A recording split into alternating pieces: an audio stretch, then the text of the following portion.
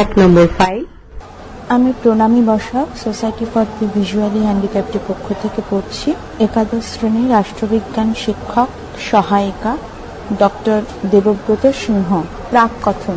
রাষ্ট্রবিজ্ঞানের পাঠকে আনন্দ পাঠের সোপানে পৌঁছে দেওয়ার স্বপ্ন নিয়ে প্রকাশিত হল নতুন পাঠ্যক্রমের নবপর্যায়ের ছায়া একাদশ রাষ্ট্রবিজ্ঞান শিক্ষক।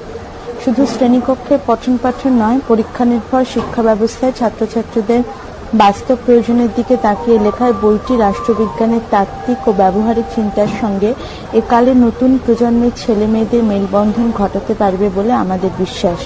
পশ্চিমবঙ্গ উচ্চ মাধ্যমিক শিক্ষা সংসদ নির্দেশিত একাদশ শ্রেণীর নতুন পাঠ্যক্রমের প্রশ্নরীতি 3টি বিভাগ, যথাক্রমে বহু বিকল্প ভিত্তিক প্রশ্নাবলী বা MCQ, সংক্ষিপ্ত উত্তর ভিত্তিক প্রশ্নাবলী, বিশ্লেষণধর্মী বা বর্ণনাধর্মী উত্তর ভিত্তিক প্রশ্নাবলী। উত্তর বইটিতে অত্যন্ত সহজ ও সাবলীলভাবে ছাত্রছাত্রীদের উপযোগী করে লেখা হয়েছে।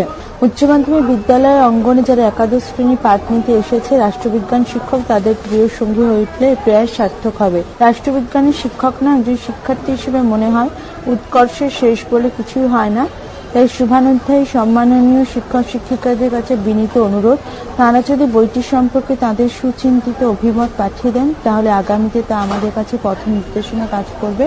সবশেষে যে কথাটি গুরুত্বপূর্ণ না বললেই চলে না, তা হলো ছায়া প্রকাশনী প্রাইভেট লিমিটেডের তরুণ কর্ণধার শ্রী সুমিত বিশ্বাসের ঐকান্তিক আগ্রহ, আন্তরিক অনুপ্রেরণা এবং তার সংস্থার কর্মী বন্ধুদের প্রত্যেকের সার্বিক সহযোগিতা, নিষ্ঠা, উদ্যমের কথা। এই শুভক্ষণে তাদের সবার জন্য রইল অজস্র ধন্যবাদ ও অপ্রাণ শুভেচ্ছা।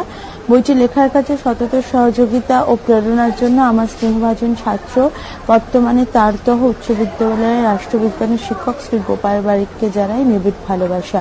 কলকাতা, 23 মে 2013। দেবব্রত সিংহ।